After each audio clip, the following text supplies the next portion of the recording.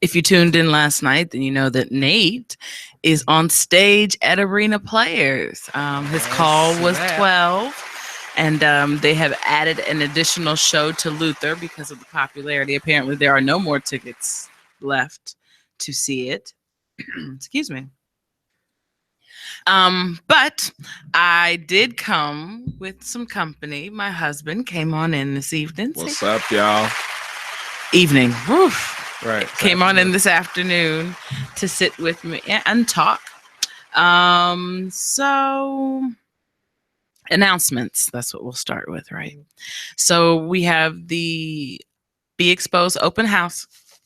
Be Exposed open house. That's going to be on June 11th from 12 to 5. Remember, that's our extended broadcast. So we start with the artist exchange, and then everybody gets to come in. Everybody comes in, and we all get a chance to introduce you on the radio, have you talk with the other personalities, get a chance to see where the studio is, see if you are, as a business owner, would like to work with us in terms of sponsorship opportunities. If you're a fan and you just want to come down and hang out, and get a chance to meet some of the vendors that we work with, some of the people that we promote here on the show, and get a chance to talk with the other personalities, get to see the other shows that we have. You know, on Monday nights we have Gangsta Goddess with Tracy Jiggets, the Baltimore's own Magical Negro. We have Tuesdays we've got what is that show that's on at 6? I wonder what show is on at 6. We've got Weird Radio at 6 on Tuesdays with Kenyon Parson, TC the Falcon, and Stello the Guest Who Never Left. That's a lot of fun. It can be quite a riot if you're bored in traffic on a Saturday afternoon, on a Tuesday or a Friday, heading home at 6 o'clock. And then on Tuesdays at 7, we have Talk Lately with Monty, who is, of course, the radio station producer. Yes, sorry, boss. My brain is big boss processing information.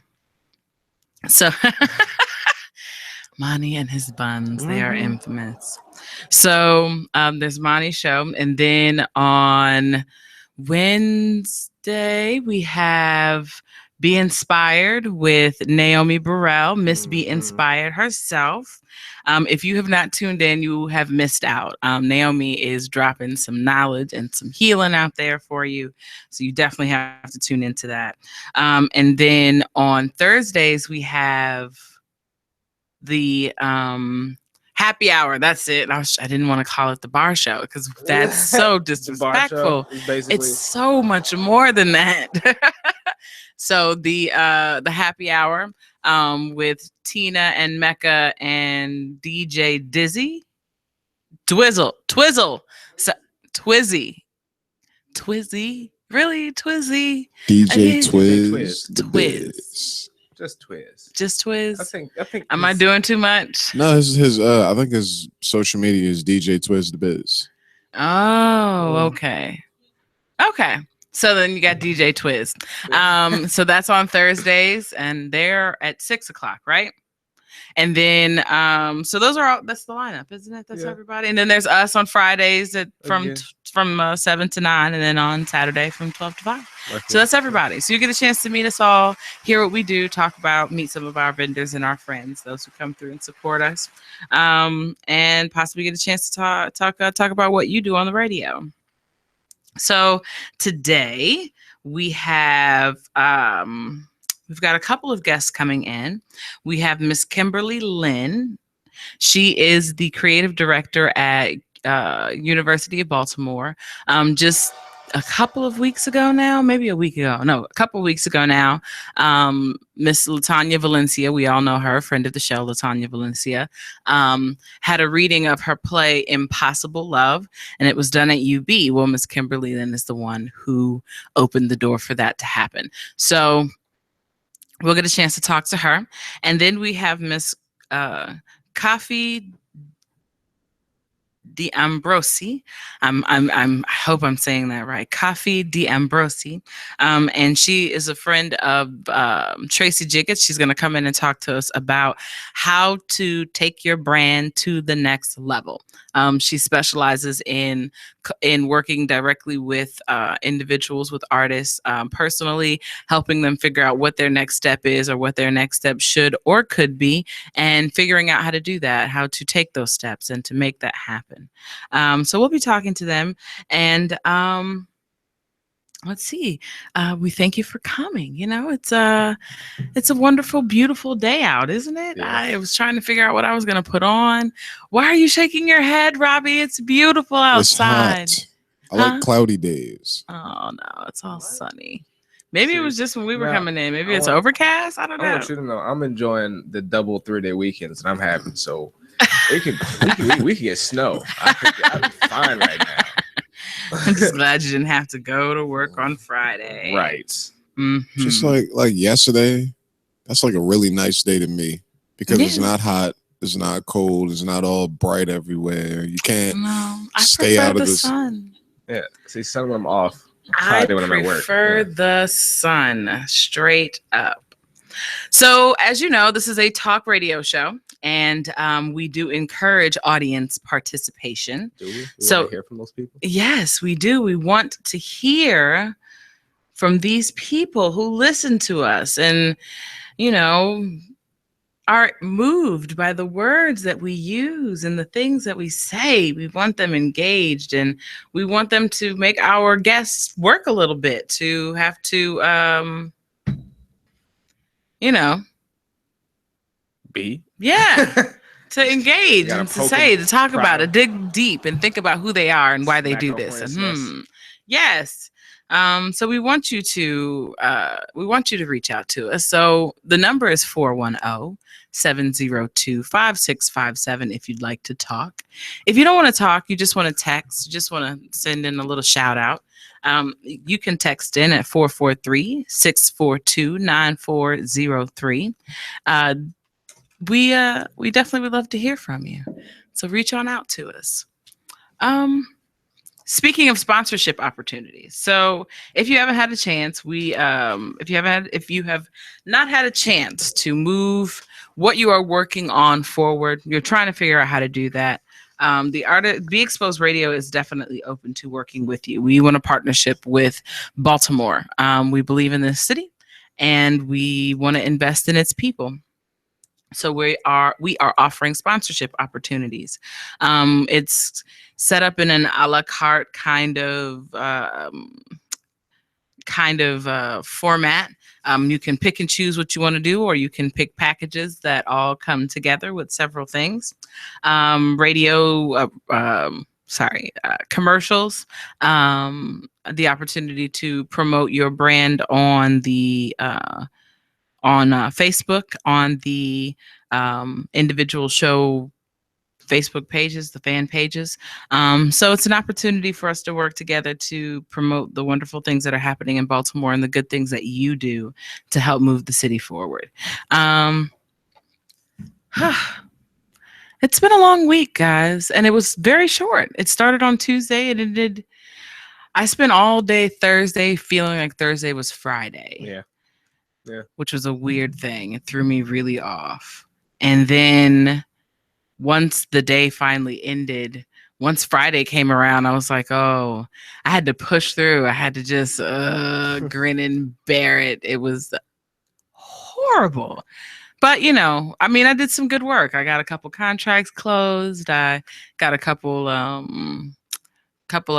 proposals sent out and people who were interested. So I did some good work nonetheless. But I wasn't feeling it that day. I was just kind of, you know. Yeah. It's funny when I think about, because I spend every day talking. I spend all my week on the phone with people, and then I come in on Friday and Saturday and I talk here. So on Sundays, I don't do anything. I don't say a whole lot. I'm just in the house. I don't talk to nobody. if I could just close all the windows and everything and just stay in in this little corner, I would. But I've realized that that's kind of counterproductive when you are looking to take yourself to the next level. And that's one of the things we'll talk about with coffee. When you are looking to take yourself to the next level, you can't withdraw into a bubble. You have to remain open. You have to engage. People forget that change hurts. Always. No matter what kind of change it is, to change yourself is uncomfortable. Yes. And once the uncomfortable becomes comfortable, you've attained a skill. You've attained an attribute. You've made yourself better in some way, harder, stronger, faster. But that only comes after it hurts. Yeah. Yeah, I mean, change is one of the inevitables in life. It's one of the constants. That's one of the things that I loved about reading Parable of the Sower and Parable of the Talents, is that very fundamental truth that change is constant. Everything seeks to change or changes because of other things around it changing, because you cannot be unchanged when things around you are changing. There is something that occurs in you as well. And one of the fundamentals of the book is realizing, okay, this whole world around us has changed. We must then change. We cannot fight that fundamental thing. We can't keep trying to do things the same way. Yeah. We're going to end up dead. Yeah, because it's different. People like to think, oh, if it ain't broke, don't fix it. But fundamentally, that's a wrong idea. Because what works right now for 100 people, it won't work for 1,000 people. And even if you do the same thing, if you're doing it right, you're going to eventually get to 1,000 people.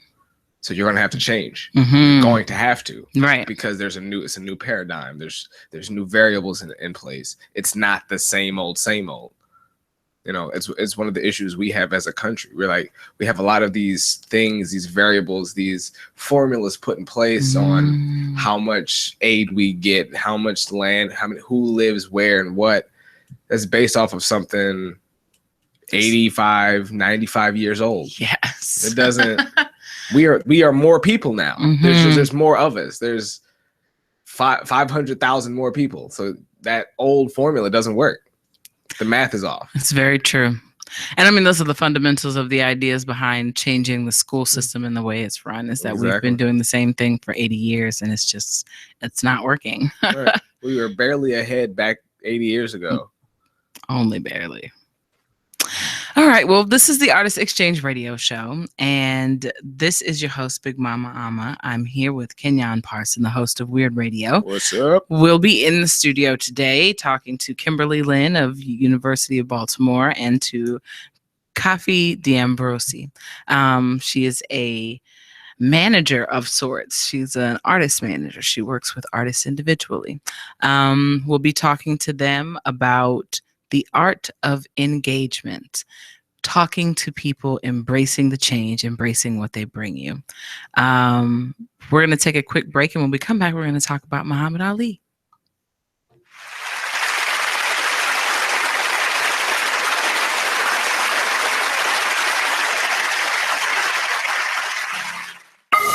Looking for your next home? Kemp & Associates is a full-service real estate and property management company that's been serving the community for 18 years with due diligence. They have 2 locations and 27 agents to serve the Central Maryland area. Call for your residential needs at 410-580-0606, located at 1328 Ricestown Road, Suite B, and 5248 Ricestown Road, Unit 2. Meet them online at www.baltimorehomesource.org. Kemp & Associates, your home specialist. Don't make a move without us. Okay, so just type the job website address here. That's it. Then you enter what job you're looking for there. Electrician. This is Peter. Recently, he got help going on the internet for the first time to look for a new job. Okay, then you just hit search and... In the past, Peter's gotten work through people he knew, but he heard there were more jobs online. There we go. These are all for me? Uh-huh. Really? He had no idea just how many. I can't believe it. This one looks good. Peter is thinking the internet might be for him after all. And this is just one website. Wow.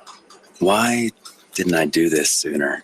See what the internet can help you do at everyoneon.org or call 1-855-387-9166 to find a free training class near you. Brought to you by Connect to Compete and the Ad Council. Hey everybody, it's Monty, the executive producer here at BeExposedRadio.com, and I'm here to talk about my show. I know, how selfish, right? Talk Lately with me, Monty, every Tuesday at 7 p.m. So what do we talk about on this show? I can tell you this, there has never been a show that I have gotten completely through the full agenda because our topics, our conversations are just that damn good. I cover politics, gossip, entertainment, and hey, I love a good panel discussion. Hey, get a group of people in here and let us debate it out. That is the best thing in the world. Not to mention, I take calls and texts, and I'll debate with you too. So why don't you get involved and be heard? What's that old adage? Closed mouths don't get fed. That says it all. So join me every Tuesday at 7 p.m. right here on BeExposedRadio.com.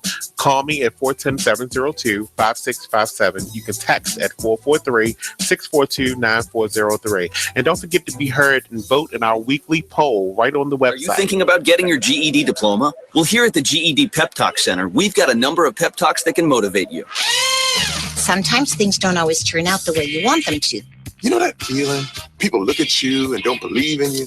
You want some gentle encouragement. Then you're on your way to your GED diploma and a better life. But I know they're probably just a little bit nervous.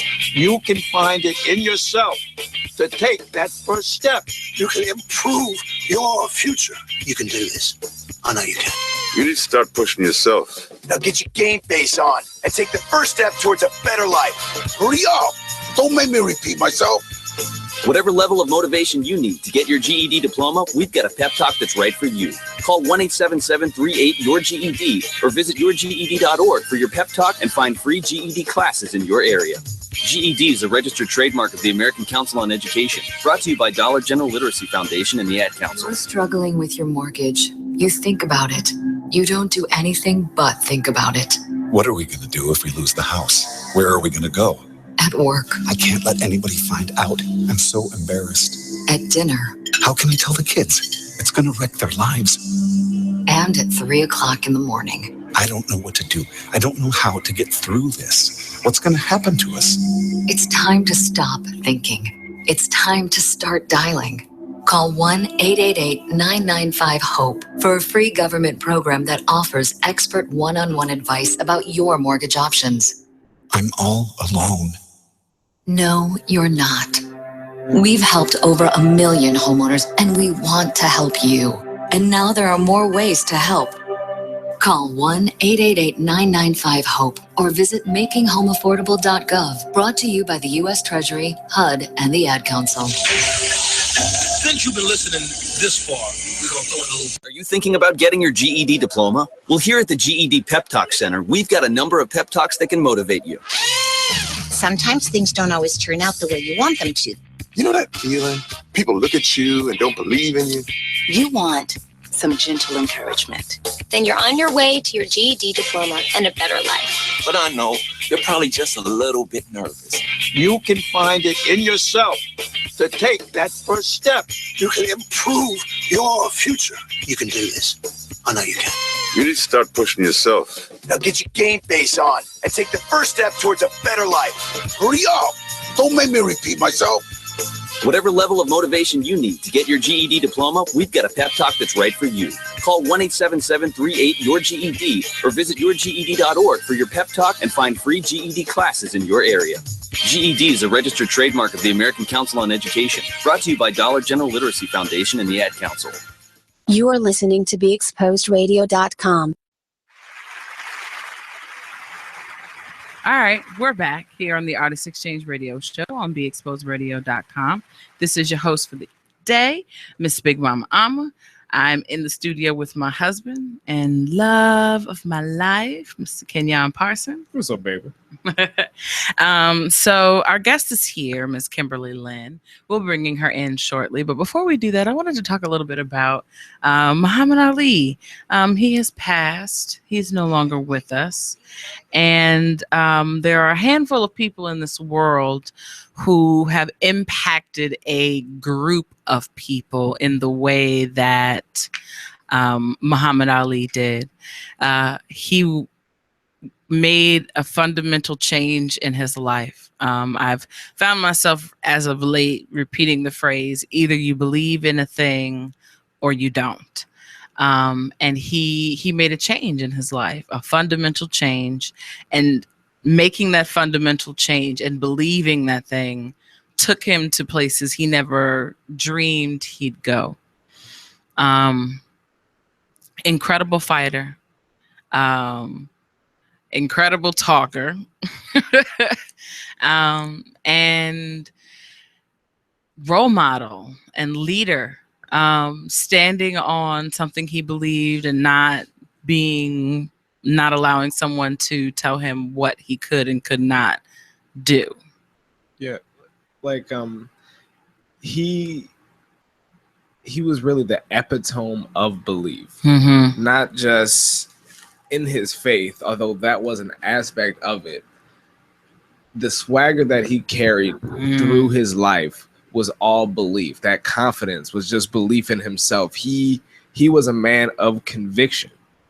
Yes, and strong conviction. That carried through everything he did. It ended a couple of relationships in his life. It did. That, you know, for good or bad, he pushed hard. Sacrificed a lot. Yeah, he's an inspiration. There aren't many people who are that hardcore about what they believe or that vocal about what they believe. You have a lot of celebrities nowadays who just kind of live in that gray area. They hide, they kind of hide behind diplomatic answers. And it's something that I think that we miss. We no longer have celebrities who are or at least not intelligently, because we all talked about Stacey Dash last night. What an unfortunate space she is, but it is what it is. You deal. You take the good with the bad, right? She's nice to look at, so that's always nice. So we're gonna take another quick break. This is our short segment where I talk about Miss Kimberly Lynn. She's the creative director from UB.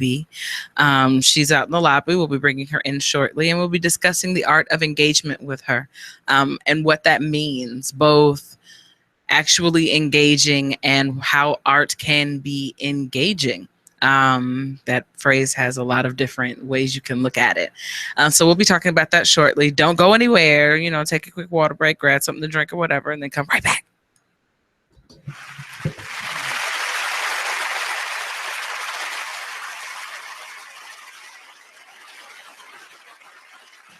Hey, there's my son. You've been in your room all morning. Hey, Dad.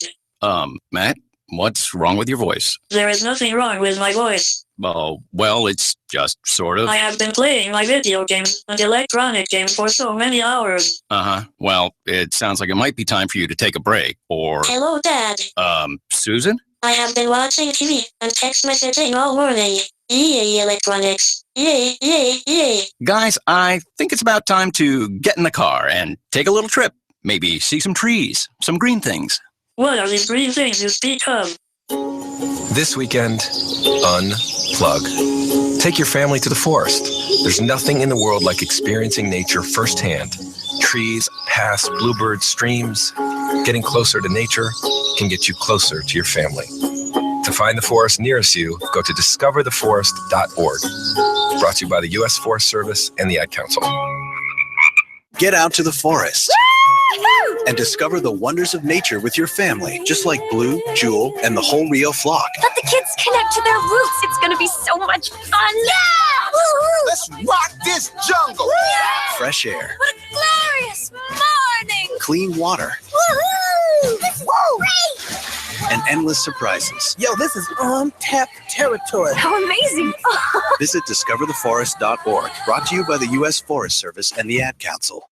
So when you get to the corner of Smith and Orchard, you're going to want to take a left. You are not going to. Then what you're going to believe do is turn onto Marcy Marcy and Brad Avenue. just broke up and go past and the first apparently 3 she's lights happy and then about take it. the next left. I don't Then really drive think 5 she's more happy, blocks but and you should be who there. am I to judge, right? Park on the Anyway, right. That's I'll what see I you heard later last tonight. night. It's hard to concentrate on two things at once, like texting and driving. Stop the text, stop the wrecks. How will you stop texting and driving? Tell us at stoptextstopwrecks.org. Brought to you by the National Highway Traffic Safety Administration and the Ad Council. This message is for all of you sitting in the passenger seat. And apologies if it gets a little uncomfortable, but how does it feel to be at the mercy of someone who thinks a random text is more important than your life? Someone who takes their eyes off the road while speeding along in a 3-ton hunk of steel. Freaky, right? Well, why not just ask them to stop? Or better yet, volunteer to text for them. It might be a little awkward, but believe me, you'll live. Learn more at stoptextstopwrecks.org. Brought to you by the Ad Council and the National Highway Traffic Safety Administration. Green light. Hey girl, school zone. I'm getting hungry. Car changing lanes. You want to meet me for pizza? Stop sign. Intersection clear. Yeah, street. Pizza sounds good. Ballin Street? Girlin Street! It's hard to concentrate on two things at once, like texting and driving. Stop the text, stop the wrecks. How will you stop texting and driving? Tell us at stoptextstopwrecks.org. Brought to you by the National Highway Traffic Safety Administration and the Ad Council. Join the club that gives you stuff. Hey, thanks! Radio Loyalty. Here's how it works. Just click on the Radio Loyalty banner right now and sign up. Then you keep on listening like you already do. But now you earn points. Those points add up, and you can trade them in for stuff in the Radio Loyalty store. Earn more points by sharing your station with friends on Facebook and Twitter, answering surveys, and by using the apps in the New Players App Store. Pretty simple, right? Radio Loyalty. Click that banner to join now. Only in the forest can you see this. And this. And this. But nothing beats the moment you see that. Cool! That's your child's eyes opening up to a world of possibilities. I didn't know it could do that! Because one trip to the forest can spark a world of difference.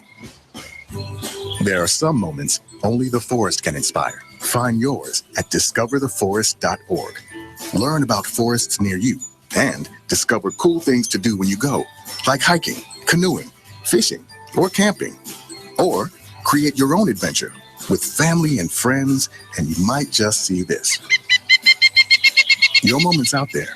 Find it at discovertheforest.org. That's discovertheforest.org. Brought to you by the U.S. Forest Service and the Ad Council. Steven. Who said that? Me, down here. What are you, a yellow booger? I'm a banana slug, Steven. Well, what are you doing in my room? I'm your sense of adventure. Don't you remember me? Don't you know that we miss you? Miss me? Who misses me? You know, all your friends in the forest. The trees, the pond, that little fort that you made out of branches. We all miss you. Mom took me to the forest last year. I'm a slug, Steven. It took me a long time to get here. Oh, I guess that makes sense. This forest is not that far away. Have an adventure today. I'm sure your mom would take you. You're right. I should get out. I want to have fun. Play in puddles, catch frogs, and climb trees. Hey, Mom! Yeah, hon. Steven, what is that in your hand? It's my sense of adventure, Mom. It's telling me we need to get out of the house and have some fun in nature today. Come to the forest where the more adventurous you lives. Check out discovertheforest.org for cool places nearby. Brought to you by the U.S. Forest Service and the Ad Council. We're rewarding you for something you already do, listening to us. It's Radio Loyalty, and it's an easy way for you to get free stuff. All you do is sign up. Go ahead and click the banner now. You'll earn points as you listen. Points you can trade in for great products and services in the Radio Loyalty store. You can earn even more points when you share your favorite station with friends on Facebook and Twitter. Radio Loyalty. It's free to sign up, so click the banner to join now. Artist Exchange. The Artist Exchange. The Artist Exchange. The Artist Exchange. The Artist Exchange. Artist Exchange Live. The Artist Exchange. The Artist Exchange. The Artist Exchange. Starts now. All right, we are back This is Big Mama Ama on the radio with you on the Artist Exchange Radio Show here on BeExposedRadio.com. We are live right now this Saturday afternoon. It's beautiful outside. It's beautiful outside. I am joined with Miss Kafi D'Ambrosi, Yes. photographer and entrepreneur extraordinaire. And I'm also joined by Miss Kimberly Lynn, good morning. the arts and theater director at UB. Okay. Yes. All right. So we were talking off air just a little bit. We're going to dip into that and then we'll get to our topic.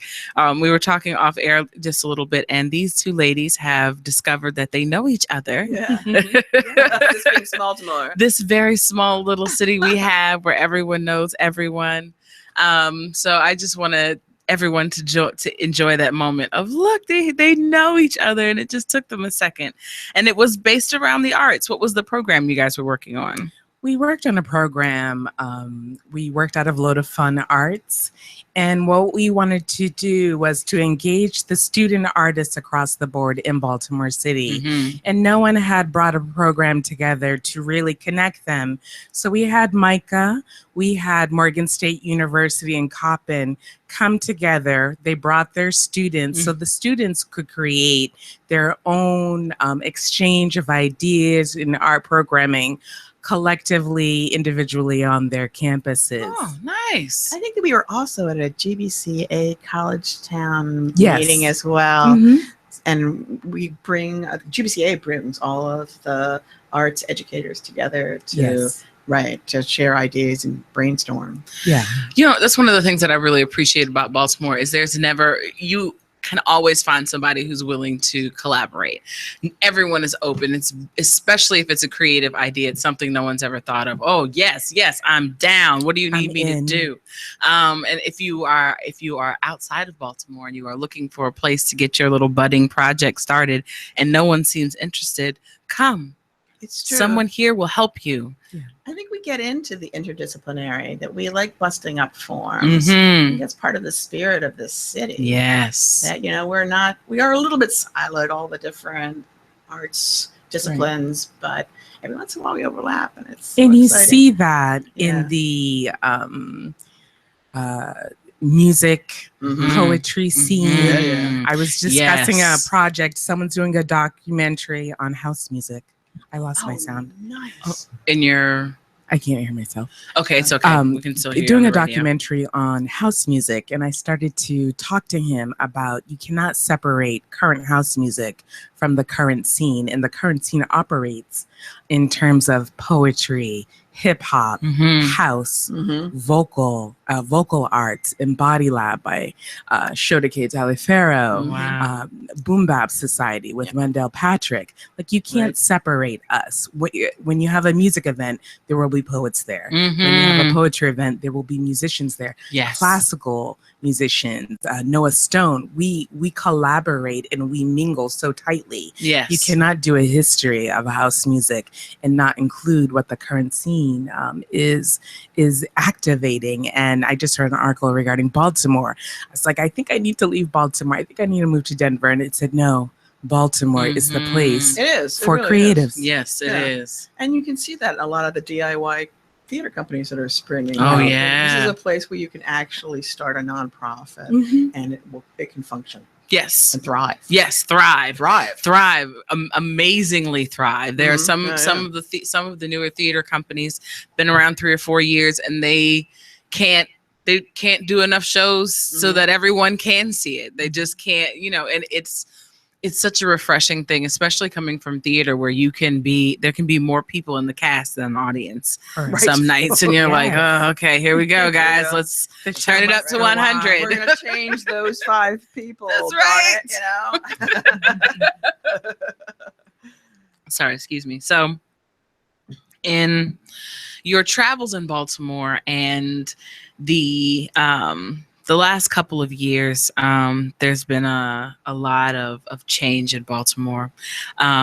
What are some of the things that you are excited about that you see on the horizon? I mean, I think the opportunities to really engage as an artist in versus going to LA, going to New York, we can be the big fish in a small pond. And because it is small to more, sometimes we don't like it so small because everyone may know our business. But on the other hand, I believe that art and engagement really, one of the tools is the art of the ask. And that is the most easiest thing that you can do in Baltimore. When I wanted to open my own studio, I asked for money at a meeting. I said, we really need these developers to come to artists because we are the activators of this area. You cannot not engage the artists in terms of developing an arts district. Right. Like when Theaster Gates came. And he had at Tamika, and he talked about how to activate and really engage the artists in terms of design. I know that Denver, Colorado is developing an artist space, and they invited the artists to come and design the space. We don't want people who are doing welding to have carpet in their studios. No, we don't. And so when Theaster Gates was here, I asked a question. I said, Theaster, how do we engage developers to connect with us artists instead of creating their pet projects? Like that's their project, right? Because they have it and they can do it. And what he did was he reached in his back pocket and took out all the business cards and read each name and said, Kafi, see these people. And it was people that I knew, Right. Oh, nice. And so I also learned, just the art of the ask. There was a soprano singer, Megan Einan, who was here in Baltimore, created some beautiful salons. And she said, Kafi, you must learn the art of the ask. You're in your own studio having an event and other people are asking for themselves, yet you have not asked people to engage with you in your own space. And so I think that's the key of engagement. The paradigm has shifted in business and in creative arts, where it used to be extremely competitive. But as more women engage in the arts, we don't relate like that. We relate. Yeah, we're relationship-based. Communicative based. Right. And so Exactly. I want to create a relationship with you first. Right. I don't need you to buy my services. I want to know who you are. I want to know what I can bring to the table. One of my best friends, Chandra, an activist and an artist and a singer, said to me, I need you to win. She told me that last year. And that basically changed my life. And so yesterday I was at Dovecote, and I won't take up too much time, but yesterday I was at Dovecote We've Cafe. got 2 hours. Oh, we did. Well, fantastic. I was at Dovecote Cafe, which is a beautiful creative space. And I met 2 people. One person doing a documentary who I said, these are the people you need to know. I went in my Facebook page. I said, you need to friend all of these people. I guarantee you, if you do a documentary about house music and you do not have the following 15 people featured, right, we will pan it. Baltimore's already angry. We'll just pan it in advance. The second was a person I had met at one of my art shows. He wanted to do some photography. Then we got into my what I do, consulting, and I basically help creatives just tweak their social media presence, their own engagement, so that they can activate and monetize. And so I said to him, nice. I need you to win. And these are the micro steps, those mini steps that you can take. And so I had 2 consulting meetings at Dovecote Cafe. I was fed. And that's what we're doing. We're really like, how can I help you? How can I help you, actually? And all boats will rise. Right. When we come together like that.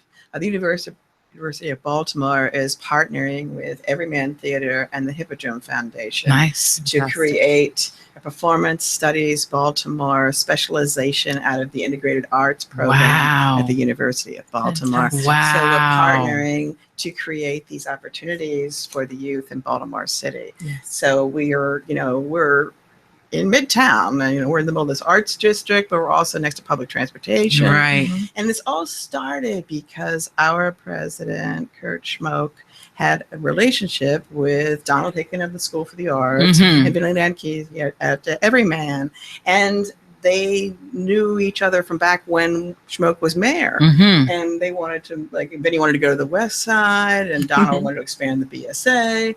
And so they're on boards together, and they came up with this idea because Donald realized that a lot of his graduating class, not a lot, but a percentage, was abandoning the dream because they couldn't afford or didn't have the grades for not just only Irvine and like Tisch, but also like UMBC or College Park or, you know, I mean, they couldn't afford to go there. Right. So we're making it affordable, and it's a great opportunity for them because their teachers are going to be, or among their professors are going to be the company members at Everyman. So it's extraordinary. Yes. And it's, you know, and we're forging this relationship between disciplines. And one of the things that's fascinating to me about how this is evolving, because this is very fresh, is that our language differs. That like one of the things you have to consider when you do, you know, do something interdisciplinary is the semantics are going to be huge. Yes. There's an ethos difference, just because we have a different way of describing things. Right. Right. Yeah. I'm very excited to hear that. And I've always wondered why there aren't more programs like that allow for a arts institution and a educational institution to build a program that allows multiple people to benefit. Because one of the things about working with higher education is that you get the opportunity to talk to people who want to be teachers, who are getting ready to go into the world, or people who already are working on getting their master's in whatever discipline it is that they've chosen. And you can pull from these people to help educate starting in middle school, because in my opinion, that's one of the most important. That age group right there is highly impressionable, very important. Get them then. So you start there and you get them in, you get them connected to people who are in school learning about it, people who have begun their own businesses, people who are out there living as full-time artists every day, so that they can see with their eyes, oh, this can happen, this can be done, and teach them all of the things they need to know in order to be a full-time artist. A lot of that program is actually happening at UB Blake. Okay. And with some nonprofits that are involved with the UB Blake, and they're teaching children how to be artists, how to be entrepreneurs, how to travel, how to perform. For me personally, I've been faced with this, you know, oftentimes racial divide of artists within Baltimore City. And the one group that has kept me going has been actually the MICA curatorial program. And so I was closing down my studio, and I had one of the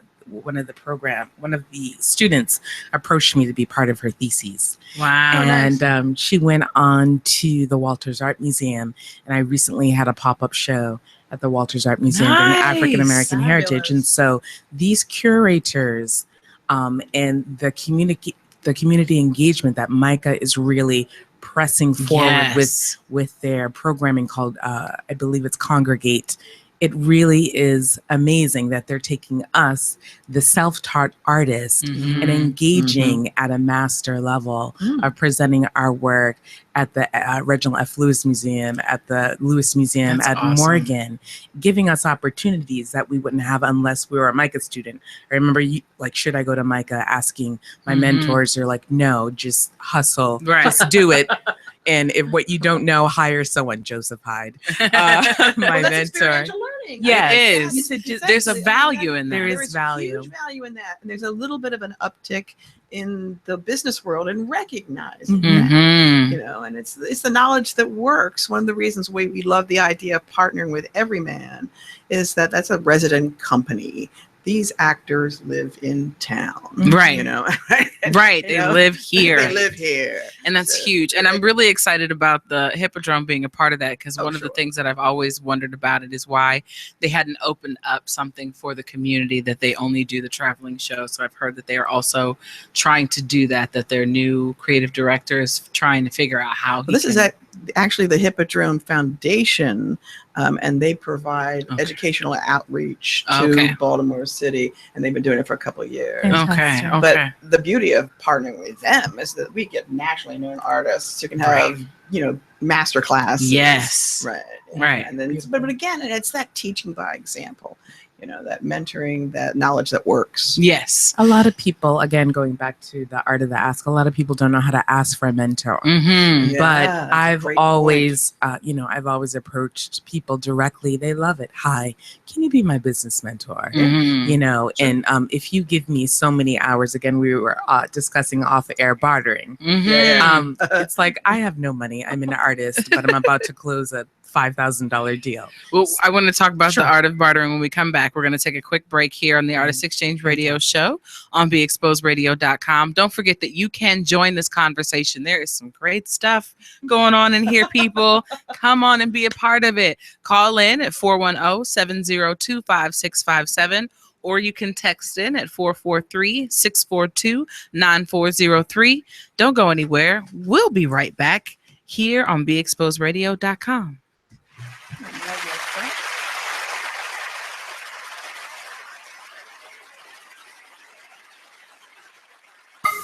Looking for your next home?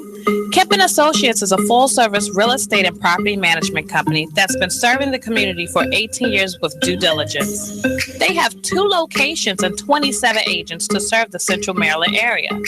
Call for your residential needs at 410-580-0606, located at 1328 Ricestown Road, Suite B, and 5248 Ricestown Road, Unit 2. Meet them online at www.baltimorehomesource.org. Kempen Associates, your home specialist. Don't make a move without us. Check out this flashback of the Artist Exchange Radio Show on BeExposedRadio.com. If you had a dream venue, where would that be?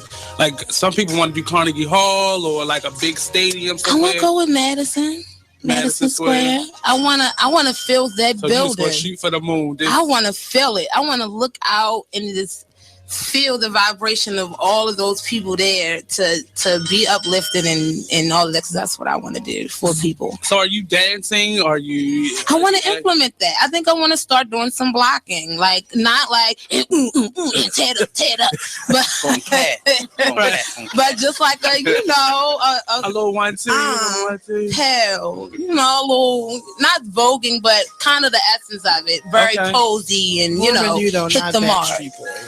Yeah, we're not trying to like bust out sweats. So that's maybe you don't have the dance gene in you. I can dance. Okay. That's not what I want to do. I can dance. But I'm not, trying to get that. That's not my lane. I want to keep it really kind of a retro feel with like the new school with a retro feel. Like Okay. Little Banjo Soul. Yeah. People gonna start using that. Right, and they should. Little Banjo Soul. But just mark it so people know, like this was mine. This where it came from. Because people was queens out here now that was princesses last week. They was princesses before my album dropped. Now they queen or something. Like, pinky up. I cannot. The Artist Exchange Radio Show every Friday, 7 p.m. to 9 p.m. Every Saturday, 12 p.m. to 2 p.m. Real artist, real talk, real live on BeExposedRadio.com. I had got drunk one night. This is the night that I put my head through the window and everything. So. Why would you do that? Now, I was sitting on the floor. All these stories always involve alcohol. They do. I was sitting on the floor. And my drink of choice back then was vodka and orange juice. It's still my drink of choice, but I don't drink it as much. I was a 151 kid, straight up. I love vodka, especially when it was that rubbing alcohol. The hot, What brand? I love it. Back then I was hooked on Absolute. That was the best at the time. And Pinnacle was like number 2 and stuff like that. Because they didn't have what's the new one that came out? Yeah, what was the new one? Ciroc vodka and no, the other one. It's real smooth. New Amsterdam. Grey and New Amsterdam came out and it was so smooth. And Grey Goose. Grey Goose was out at that time too. See, I didn't drink. I told you 151. That was my drink. Yeah, Grey Goose vodka was one of the ones because I love the bottle. You can light it on fire. The bottle was hot. It was that shaded, that shaved glass. Yeah. Oh yeah. So I was sitting on the floor and we was talking about something. I don't even remember what we were talking about. All I know is I was bust out laughing. I got ching-ling, ling, ling, ling, glass everywhere. I wouldn't cut it all though. I had to because you had your bun. Actually, I didn't. I didn't have any hair back then. Oh, I don't remember. I don't think I did. And you ain't cut your head? Nope.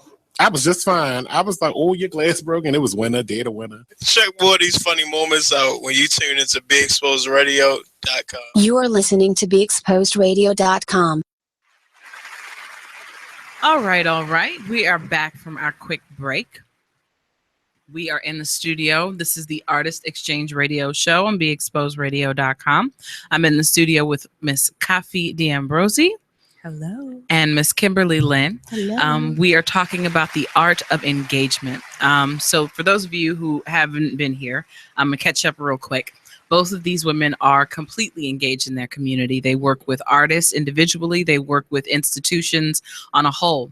And their everyday lives are geared directly towards figuring out how to make the arts more important. Not more important, because it is important, how to help other people understand the importance of the arts and how we can begin to train the children. So that's kind of where we left off. We started talking about the art of bartering, how we utilize our talents to help each other. Right. And I was saying that in terms of bartering, off air, we were discussing it. And one of the most important things is to know how much you're worth. Yep.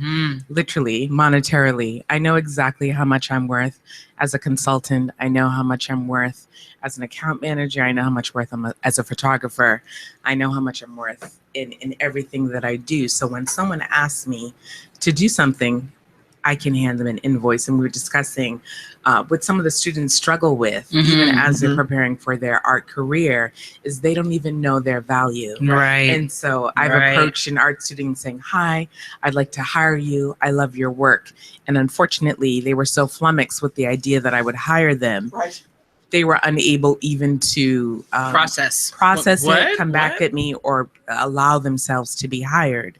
And so I think a lot of the institutions are encouraging business opportunities or learning the business of art so that you can be a viable artist. You know, we can't just teach genius and open the eye. We have to transition it and allow people to have a practical application of how to be an artist. Yes. And one of the things that makes sense to me about the specialization is coming out of the integrated arts program, and that is a focus on arts management, entrepreneurship, you said that earlier, and also how to market yourself. Right. You know, it's the marketers who are winning. It's not necessarily the best art, and there is a formula, and that's what I do when I consult. Is I teach people how to dial into the formula. Unfortunately, a lot of artists, they don't like it. They don't want. They're not. I just want to do art. It's a brain use. I'm like, thing listen, too, right? So, right. I mean, it's very rare to be able to have a creative side and then also have that analytical, logistical, you know, marketing side. When I put the money numbers and how many people you need to reach to make a certain amount of money, and show people that, hi, if you do this every day or on Tuesdays and Thursdays, this is your conversion rate. This is actually the money that you will make. Wow. Then it's a whole different thing. And normally I have to write out a sketch. So if I sketch their potential earnings in a lovely drawing, then it clicks to them, and we have to learn how to. That's exactly. You have to learn how to engage an artist. They love the presentation. Yes, I'm we like, do. hi, if you say hello on Monday and you write a blog post on Tuesday, you will get 3 new clients, and this is your price point, and this is how much money you'll make. Nice. And then you can go to Europe for the summer. Yes, Europe for and the make summer. art and be in a residency. So you have to learn how to, when you're working with artists, you have to learn how to tap into their creative mind and how they process. And that's what a lot of artists are fighting. And I spoke to one yesterday. I was like, hi, I need you to win. And I need you to learn about your own brand. And I need you to put your real name on Facebook so I can find you. It's like creating an Instagram page and making it private, but you're selling something. Right. These pictures are for other people. Help me help you. So when you are, as an artist, and you are thinking about what your long-term goal is, what your big picture is, how important is it for you to, I mean, if you find that you are having trouble collecting your thoughts, because not everybody needs help. Some people are able to figure it out for themselves, and whew, God bless them. But for those who are in need of help, what are some of the resources that you recommend? Where can someone go to talk to find potential partners, potential investors, that kind of thing?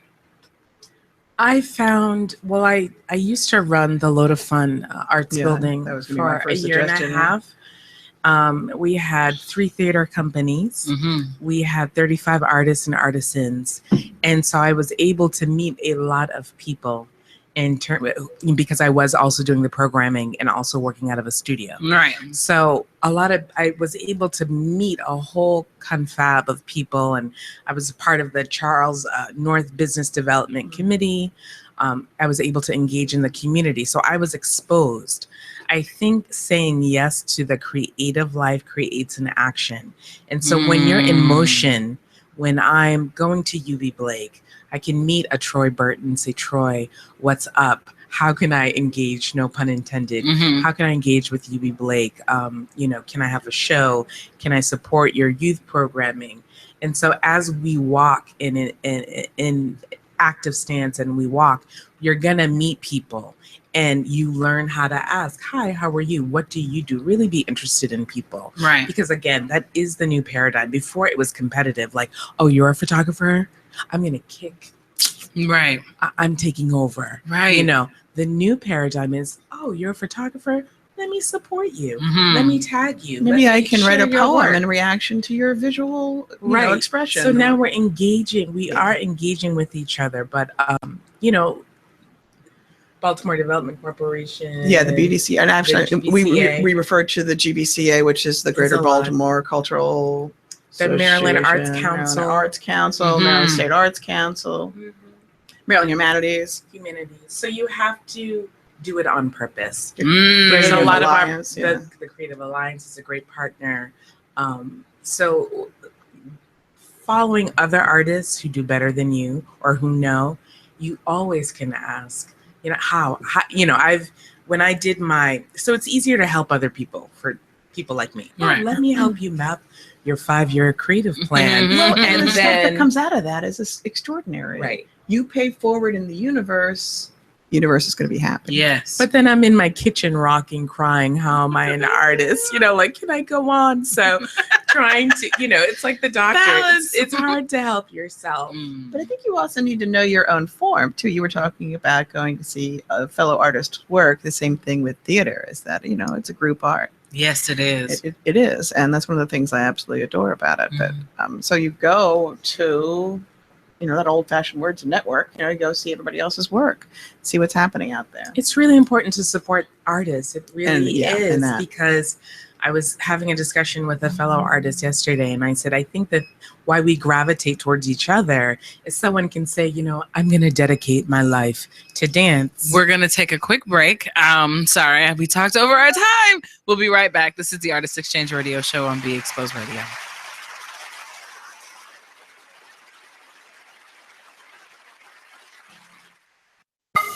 Looking for your next home? Kemp & Associates is a full-service real estate and property management company that's been serving the community for 18 years with due diligence. They have 2 locations and 27 agents to serve the Central Maryland area. Call for your residential needs at 410-580-0606, located at 1328 Ricestown Road, Suite B, and 5248 Ricestown Road, Unit 2. Meet them online at www.baltimorehomesource.org. Kemp & Associates, your home specialist. Don't make a move without us.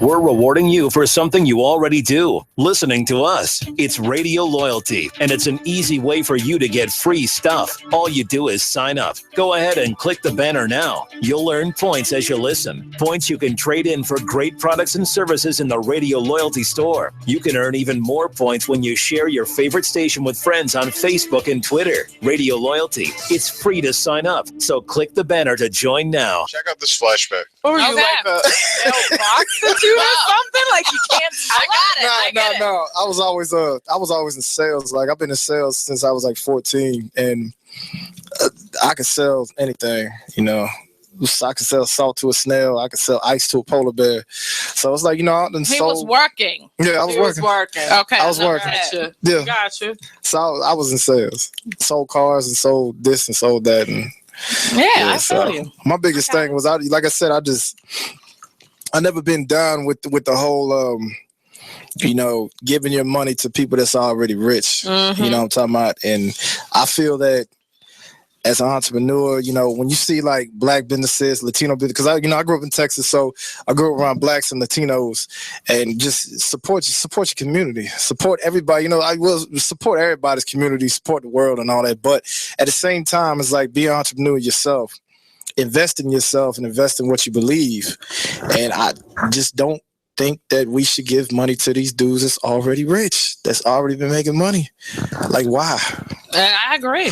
You know, I'm working on that. I'm trying to be where you are. You invest in yourself. You know, that's my thing. You know, and it's just, I've actually reached out to a lot of folk on Instagram that got their own club. Like, I got a homeboy in Baltimore that owns a clothing line called 1616.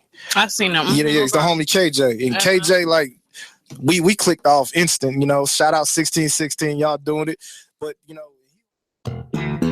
Artist Exchange. The Artist Exchange. The Artist Exchange. The Artist Exchange. The Artist Exchange. The Artist Exchange Live. The Artist Exchange. The Artist Exchange. The Artist Exchange. Starts now. All right, so the Artist Exchange radio show on BeExposedRadio.com is back from our break. We hope you're back too. As we were going into the break, going into the break, we were talking about dancing. We were talking about dancing. I was talking about how artists are attracted to artists. Yes. And I was giving an example of a friend of mine who's a dancer. And only another artist is going to understand, hello, I'm going to dedicate my life to dance and I will sacrifice everything, relationships and opportunities to be a dancer for the rest of my life. The average person will not understand it, but another artist will say, you know what, that's an excellent idea. I support you. I'm behind you all the way. Yes. I have moments when I need to write like it's a physical need. Yes. I literally leave parties, bars. I just need to do it right now. Do it right now. The napkin. You know, right. Wow. The I carry it with tone. me, absolutely. But you know, but it's like being hungry. It's like a physical reaction. I think what it does is, in terms, we were discussing again off air, the different opportunities that we've had to express our art and our creativity. And I never wanted to be a hyphen. I just wanted to be a photographer. But yet things began to bubble. Right. And I started writing and I couldn't stop. And I thought it was just a flash in the pan. So I wrote as much as I could. And then you meet people like Be Exposed Radio and Nate, and they say, hey, why don't you do a show, a one-woman show, or why don't you do this and come perform poetry? And let's pay you and come to New York and perform. And why don't you sing since you're here? Right, and you know, come into my studio and record. And so saying yes, I declared last year, not as a New Year's resolution, but I decided not to say no to any artistic opportunity. Wow. You know, and that so is- when you decide to say yes, not at the detriment of your family or your actual life, but when you start saying yes, you know, people are, yes, I will come into your studio. Of course, I will record my poetry over hip hop music. It's not me, but why not? Right. It's not going to hurt me. It will not harm me. This art will not harm. Well, we were talking about that earlier too, about how healthy it is to take your creative energy and put it into a differently shaped box. Yes. And so you are so alive as an artist because you have all those different means of expression, visual and verbal and singing. It becomes a physical thing. It becomes a physical Yes, thing. it does. Absolutely. You know, for me, the singing, I haven't sung solo in more than 10 plus years. And I knew that little the ember, we have a lot of embers in our life. And I think the key to creativity is lighting the fire. Yes. Without fear, the fearlessness. Yeah, fearlessness. The fearlessness and remembering Absolutely. fearlessness. We go through so much life You know, a friend of mine said, "Why haven't you sung?" I said, "Life got to me." Wow, life. I lost my voice. I could not say, I physically could not sing. Wow. Because my voice was depressed, oppressed, however you want to say it. Wow. But then this fire, when you start tapping into fearlessness again, the fire gets a little more flamed. And you say, you know what? Okay, I'm ready. And then for me, I set a date. I'm going to sing in October. I'm not ready to sing in October. But I wrote the goal down. I committed to a date. I'll be a spotlight for a friend of mine. Yes. And then you do the steps. And I often encourage people, why don't you write the life you want? Absolutely. And then take the micro And steps. set yourself goals like that. Exactly. I give myself deadlines. I know I'm going to force myself to meet them. So even if I procrastinate right before it, I'm going to get to that deadline. And procrastination really is a cousin of perfectionism. It's a sorting process. And so you really is. You get two types of people. And I heard this from Sandra Krakowski. You get the people who want to work 100 hours a week. And then you get people like me who are rocking on the floor, paralyzed because they have a show at the Walters Art Museum and they don't know how to do it. We're just processing. Yes. I want to sorting. I want to be the other perfectionist. I want to be retraining your brain. I don't want to be rocking on the floor by the fireplace holding my cozy blanket, you know. But no, there's actually been studies that say that is the period of time when you are sorting through. You know, that you allow your brain those processes. I quite often have had. Oh, how do you do this? I quite often have more than one project that I'm working on. And I think that, forever, absolutely. So, and I think of it sometimes as like, when I put one aside, I never completely put it aside. It's like chili cooking in the back of the stove. It's in the back of my head. It just has to go for like a couple of days. You just need to think about it for a second. Else. Right. Like that quilting project that I've been working on for the past 10 years. You know, that is hard, man.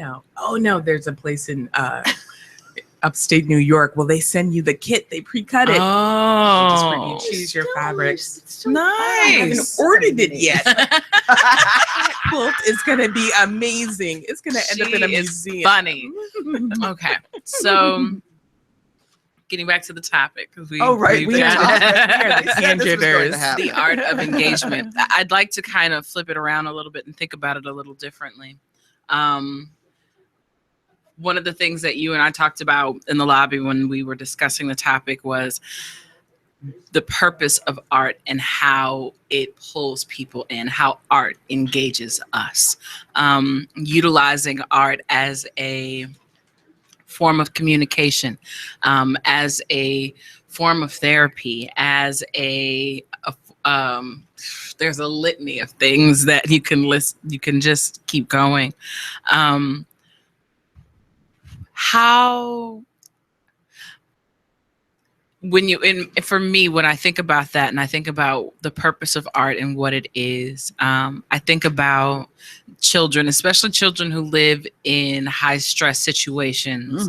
Having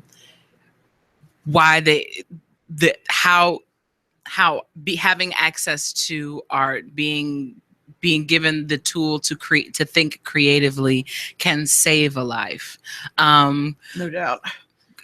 I teach a teaching to a performance class at the University of Baltimore for freshmen, and we begin with studying social justice plays. First of all, let me just go on a tangent and say that my friends and I had this conversation about, is that redundant? Because I think that all theater should be social justice. If theater is reflecting society, then it's got to have that at its core. In any case, they study that, they do a little bit of vocal training, and then I ask them to write memoir. These are not writers. And then I ask them to perform that. And these are not performers, they're not actors. And the work is extraordinary. It is so hard, so tough, so to the bone. It's brutal and beautiful. And it's because no one ever handed them the microphone before. Nobody ever asked them what they thought. You know, they got to this point as young adults, freshmen, you know, in college, and Nobody said, tell your Here, story. right. Here. Let's hear what's going on So inside. that opportunity to express just opens the floodgates. Wow. I'm always excited to see non-actors in an acting class because the magic that happens, and they're like, oh my God, this is what you do? It's like, yeah, this is what I do.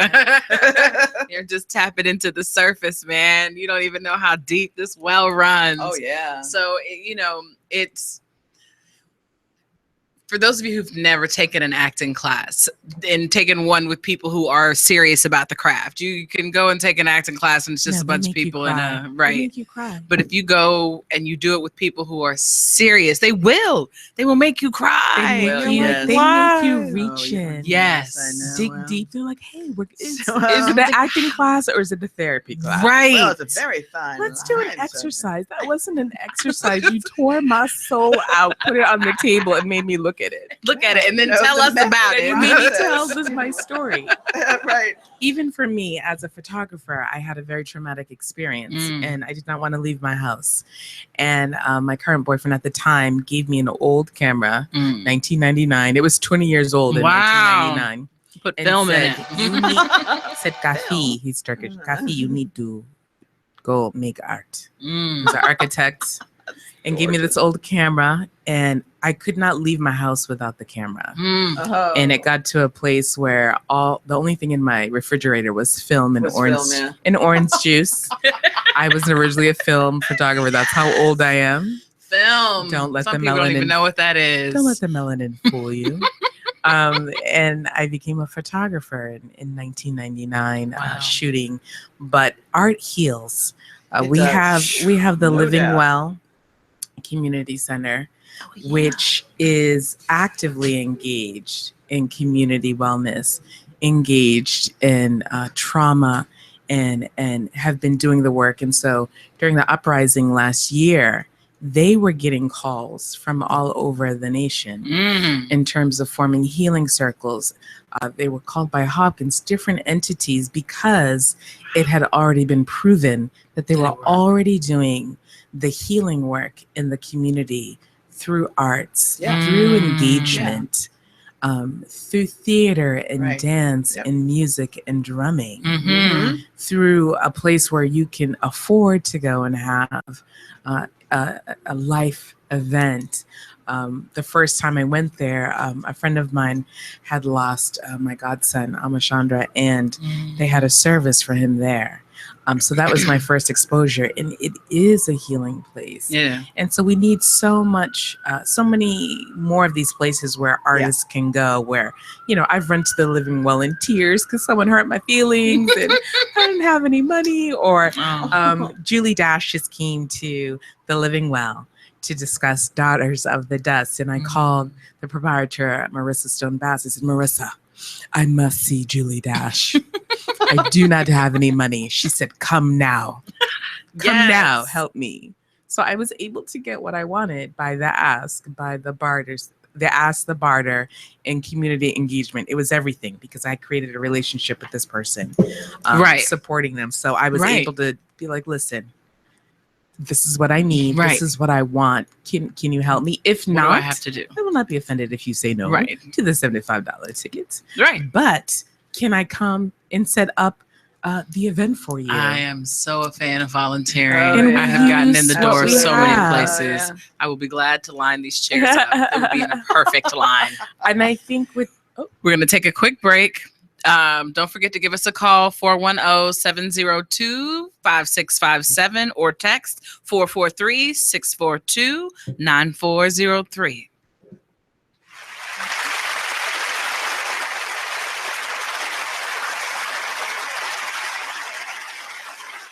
I had got drunk one night. This is the night that I put my head through the window and everything. So. Why would you do that?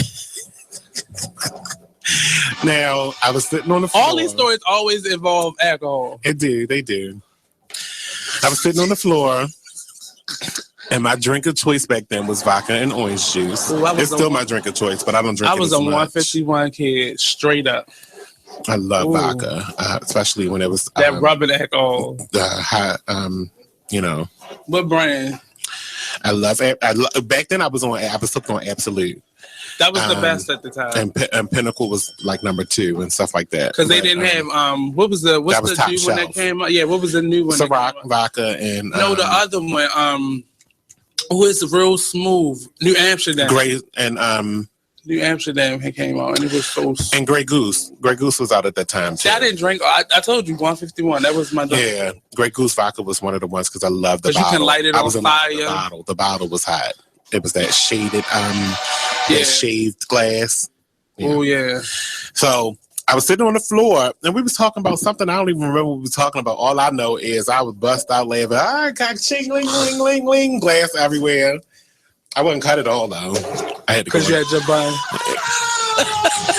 Actually, I didn't. I didn't have any hair back then. Oh. I don't remember. I don't think I did. And you ain't cut your hair? Nope. I was just fine. I was like, oh, your glass broke, and it was winter, day to winter. Check more of these funny moments out when you tune into Be Exposed Radio. Check out this flashback of the Artist Exchange Radio Show on BeExposedRadio.com. Joining us right now is Mr. Antonio Long. He was one of our first See Baltimore artists. That tour is actually under construction, and we're doing some revamping and making sure the foundation is solid. Yes. So we haven't forgotten about it. So December, we kind of took a pause, and we'll be back up and running in January. My mind is gone. Food. I need food. If you're in the downtown Baltimore area and you have a cheeseburger in your hand, definitely stop past the studio. Give me a call and let me know where you are, and I'll meet you wherever you are. But Antonio Long is joining us in the building. He's a singer, inspirational, not necessarily gospel, not necessarily R&B, but encompassed of both of them. Yeah. So let us know a little bit about who you are, what you do. Singer, writer, recording artist. And I just like to make good music. There we go. From Baltimore. So possibly we'll hear a little bit of it live if he's not afraid, because we throw people under the bus. Yeah. Talent wise. No doubt. On this show. We got to see if you got the chops to sink or swim. Okay.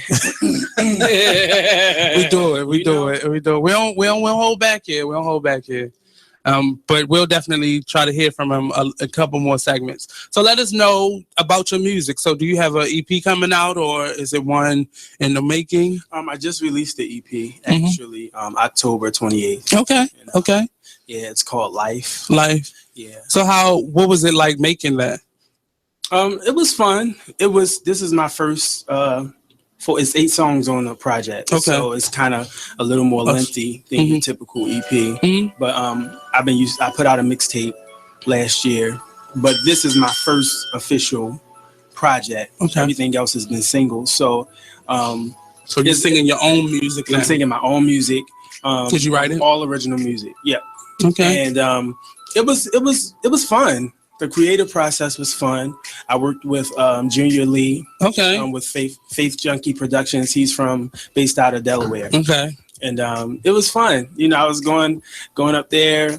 2-3 times. It was business because it's your money on the line. Definitely. Right. No major labels. Yeah, no doubt. It was fun. It gave me. It's more work than what I expected. Honestly, because you're doing a bunch of different. You're writing and the performer in it, so that's 2 big jobs right there. Yeah, it was definitely. But creatively, it was great. It was great collaborations. I also worked with Anthony Johnson. He produced a song off of the EP. He's from Virginia, and I worked with So For Real Productions. You deal with some legit individuals. Okay. Yeah. So the Artist Exchange Radio. You are listening to BeExposedRadio.com. The last 2. All right, we're back here on the Artist Exchange Radio Show on BeExposedRadio.com. It's your host, Big Mama Amma. I'm here for the day, and I'm having a wonderful conversation with these 2 amazing community engagers. It's marvelous to be here. And really, I want to take the opportunity to thank you. Oh, well, thank you. That Art Exchange even exists is magnificent, that we can have conversations about the arts. Yes. It's so fun. And necessary. Very having a great necessary. Very necessary. I was telling when I started doing this when Nate asked me to do this, I was ecstatic. Said, you want me to come every weekend and talk about the thing that I love? Like, why would I not do that? Whatever. I'm showing up every weekend. You're gonna get sick of me. So you ladies have projects that you're working on, things you're doing. Yes. This is a very short segment. So what we're going to do, I'm going to wait till the next segment so you have more time to talk. And in this short segment, I want to talk about Muhammad Ali. Oh, Yes. wow. Yeah, I know. So Muhammad Ali is this amazing character. My husband and I were talking at the beginning, was saying that he is the epitome of belief. That's what my husband said. And I was like, wow. But yes, he had a confidence. He had dug into whatever he believed. He made a fundamental change in his life and dug into that. And that thing carried him to heights that he never thought that he was capable of. What are some of the things you take away from him in his life? For me, the imagery of a Black man, there's nothing like a Black man. For real. And my last name is D'Ambrosi, so I visited the other side. Who's like, buff and wearing shorts. Yeah, like. Was that? I'm with you. Muhammad Ali, not to sound trite, was everything that a Black man can and should be and actually is. Right. And so when you would see him, your heart would just beat before, during, after, like, yes, there you are. Yes. And he made you feel like you were part of his team. Mm-hmm. Like, oh, I'm with Muhammad Ali. Thank you. I'm Team Ali. And he gave back to his community. Yeah, right. This back to our conversation of engagement. So much. Mm-hmm. Absolutely. He was very conscious of that. Yes, he was. One of the things that I'm always impressed by in any individual is the decision to believe in something and then to live it so that commitment so honestly that you then become exactly what you're supposed to be, this beacon, this light, this role model, there are so many people who want all of the perks of that without dealing with the responsibility of that. It goes back to that word fearlessness. You never saw fear in him, not one time. Nope. You never did. Like, oh, okay. He dialed into his own beliefs so much that people just couldn't understand it. Like, you never saw doubt. Never saw doubt. Ever. Never once. Like, every step he took was on purpose. Right. And so you have so many people striving and taking workshops to actually walk in their passion and purpose. Right. And he breathed it in and out like air. Like, it was so effortless. Like, he sweated it out. How many people do you know that live like that? Like, personally, just like none. We dream of it. They're mostly really artists. Yeah, right. No, And they really are. man, We really are. Like, the genius people do, which is a big part of the struggle and getting people to come up for air. I remember working at Load of Fun with this furniture maker, the most gorgeous furniture in the whole world. Furniture, yeah. I remember And I'm that. like, honey, believe in yourself. You have to raise your head and walk straight.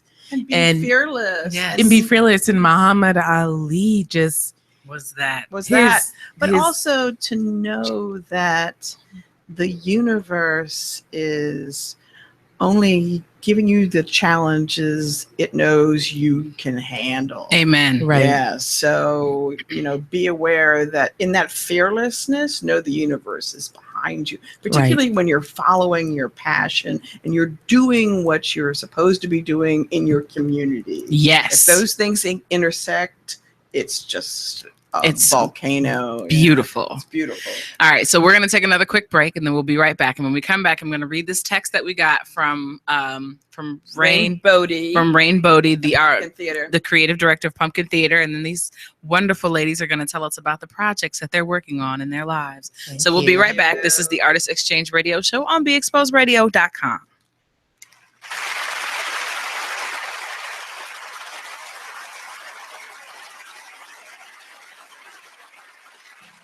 Check out this flashback of the Artist Exchange Radio Show on BeExposedRadio.com. If you had a dream venue, where would that be?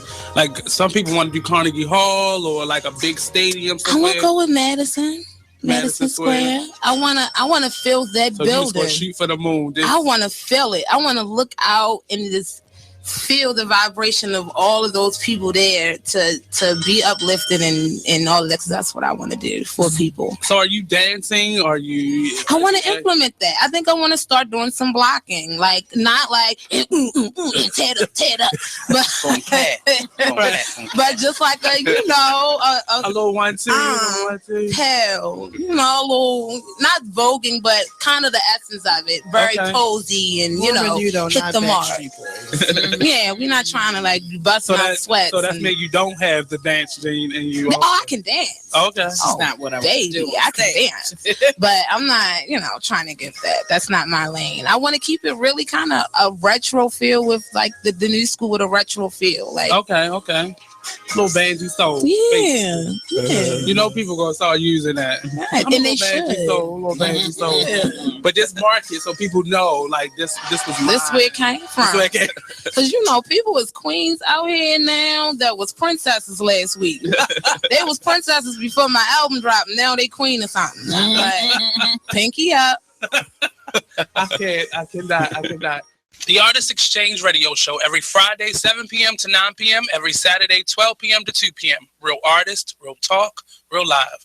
On Be Are you thinking about getting your GED diploma? Well, here at the GED Pep Talk Center, we've got a number of pep talks that can motivate you. Sometimes things don't always turn out the way you want them to. You know that feeling? People look at you and don't believe in you. You want some gentle encouragement.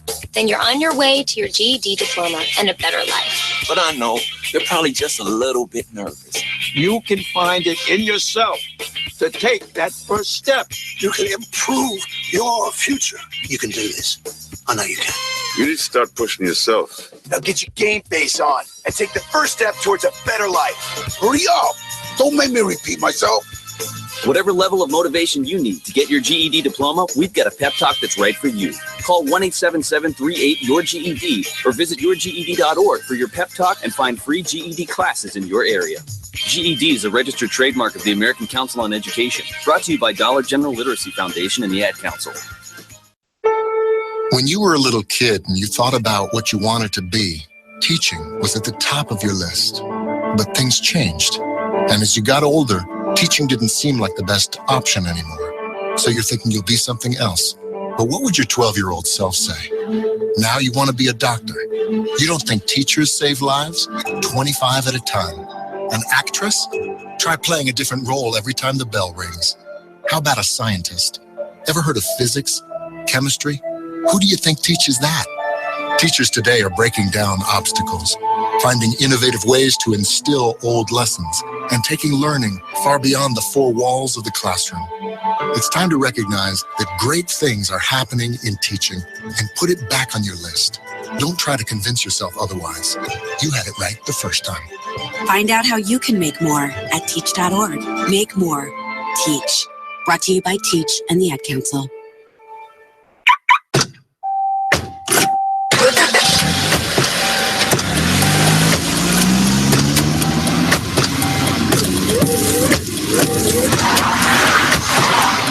Driving has a rhythm all its own.